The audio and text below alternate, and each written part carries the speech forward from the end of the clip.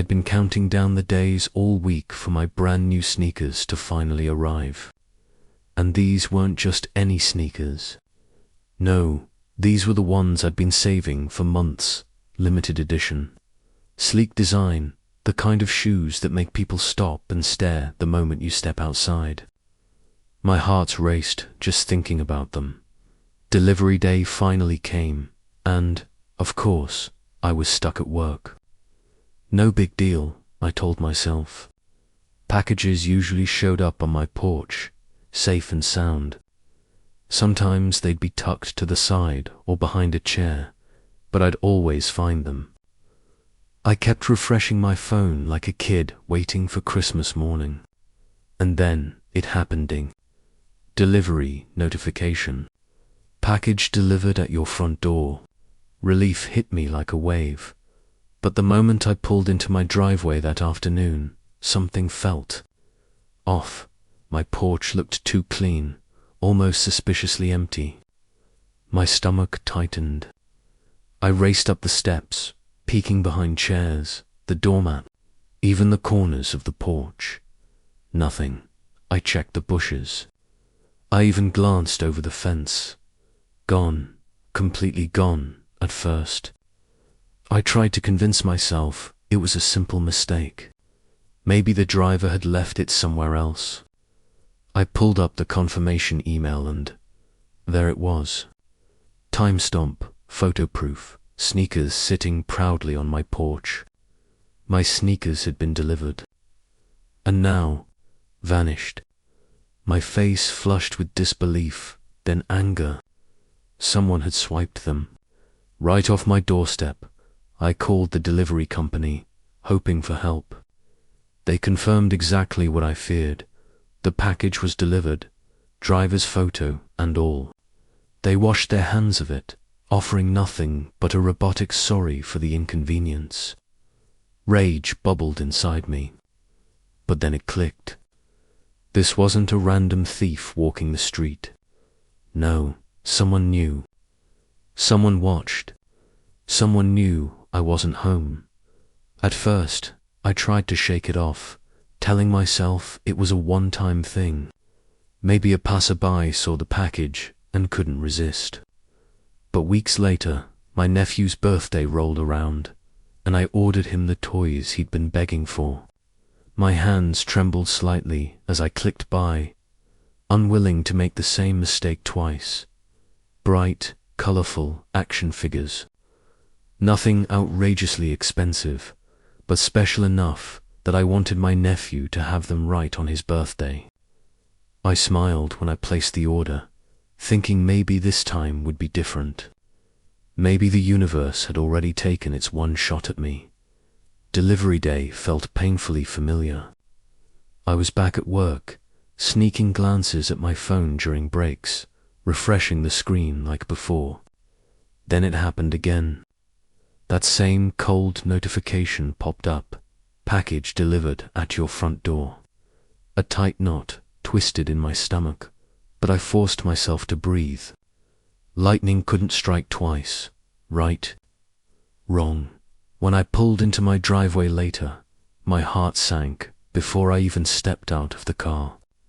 The porch was empty, bare, not a shred of cardboard. No ripped tape. Nothing. My stomach dropped straight through the floor. That was the moment it clicked. This wasn't random. This wasn't bad luck. This was deliberate. Someone was watching me, timing my deliveries, swooping in like a vulture the second I wasn't home. I paced my living room, back and forth, fists clenched, torn between fury and disbelief. This wasn't just about packages anymore. It was about principle. If I let this slide, what would stop them next time? What else could they take? My sense of safety was already cracking, and my peace of mind was gone. 2 days later, I decided enough was enough. If anyone could help, it was the HOA President Karen. She loved reminding everyone how she kept the neighborhood safe. Always patrolling, always lecturing, always in everyone's business. Maybe, for once, that obsession would work in my favor. I walked over to her house and knocked. The door opened to Karen herself, wearing that permanent frown like she'd just stepped in something unpleasant. I explained everything, both missing packages, the delivery photos, the timing, and asked if the HOA could check cameras or at least send out a warning about theft. She nodded slowly, pretending to care, though her eyes kept darting around like she was distracted. And then, like some cruel joke, her teenage son wandered into the room mid-conversation. My breath caught. My jaw nearly hit the floor. On his feet, clear as day, were my sneakers. The exact limited edition pair I never even got to touch. My chest tightened, my pulse roaring in my ears, but I forced myself to stay calm.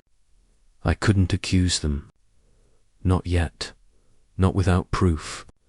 If I was wrong, I'd look paranoid, unhinged. But deep down, I knew. I was standing inside the thief's house, storming out and pointing. Fingers wouldn't solve anything. No, if I was going to do this, I had to do it right. So I went back to square one and did what I should have done from the very beginning. I installed cameras, not the big, obvious ones that scream you're being watched, but tiny ones barely noticeable unless you knew exactly where to look. I placed them around my porch, tucked under the trim, hidden near the plants. From the street, everything looked completely normal. No one would suspect a thing. With my silent eyes in place, I decided to set the bait. This time, I ordered something small and cheap. A phone charger, a pair of headphones. Nothing flashy, nothing valuable. Just enough to tempt whoever had been helping themselves to my deliveries. The package arrived that afternoon. Same routine, same notification while I was at work. My heart started racing as I pulled up the live feed on my phone. At first, nothing. Minutes passed. I almost convinced myself the thief had finally backed off. Then I saw movement. A familiar figure stepped into frame, and my jaw slowly dropped. It wasn't her son. It wasn't a stranger. It was Karen, the HOA president. The woman who looked me straight in the eyes while I complained about theft. She walked up my porch like she owned it, grabbed the package without hesitation, tucked it under her arm, glanced around like a guilty raccoon, and calmly strolled back toward her house. I stared at the footage in stunned silence, replaying it again and again just to be sure I wasn't imagining it. She wasn't protecting her kid. She wasn't clueless. She was the thief the entire time. My anger exploded, but mixed with it was something unexpected. Opportunity. If Karen wanted to play dirty, I'd go nuclear. Instead of reporting her right away, I decided to hit her where it hurt most, her pride. I ordered harmless components, piece by piece, nothing suspicious on its own. I spent the entire night in my garage, putting everything together, focused like a mad scientist perfecting a masterpiece. I sealed the box neatly, taped it like any other delivery, even weighted it so it felt convincing when picked up. This wasn't just revenge. This was going to be art. The trap was set. I placed the package squarely on my porch in plain sight. Then I went to work, propped my phone on my desk, and watched the live feed roll, waiting for Karen to make her move. Hours passed, and just like clockwork, Karen appeared. She strutted across my lawn like she owned the place, her eyes scanning the street as if making sure no one was watching. My heart thumped in my chest as she bent down, grabbed the box, and turned to leave with that smug little smirk. I couldn't help but grin. She had no idea what was coming. Then the cameras caught it. The second she opened the box, a spring-loaded mechanism went off with a deafening bang.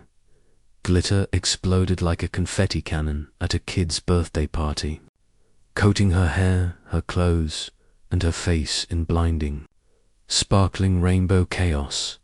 But that was just the beginning. A cloud of industrial stink spray erupted, filling the air with the most horrendous odor imaginable: rotten eggs soaked in vinegar. She gagged and waved her arms, but the nightmare didn't stop there. Bright neon green dye splattered across her cheeks and hands, streaking her skin and clothes. She staggered backward, screaming, looking less like the neighborhood HOA president and more like a cartoon villain gone horribly wrong. I laughed so hard at my desk that I nearly toppled out of my chair. But I wasn't done. I jumped into my car and raced home, eager to see the chaos firsthand. By the time I pulled up, half the neighborhood had gathered outside, phones out, recording Karen as she flailed, spraying herself with a garden hose. The glitter clung like some cursed ornament, the dye wouldn't budge, and the stench hung in the air like a permanent warning. She looked like a neon, smelly disco ball that night. I clipped the footage and sent it straight to the HOA board, along with a polite little note. Here's your president, keeping the neighborhood safe. By the next meeting, she was cornered. Every board member had seen the video, and there was no way to wiggle out of it. Karen had to pay me double the value of every stolen package, and she was permanently stripped of her HOA presidency. Even weeks later, during the next meeting, the neon green dye still hadn't completely washed off. She sat there, glowing like a clown under a black light, humiliated beyond repair, while I quietly savored every second. The end. Please like and subscribe for more HOA showdowns like this. So, tell me, do you think Karen finally got what she deserved?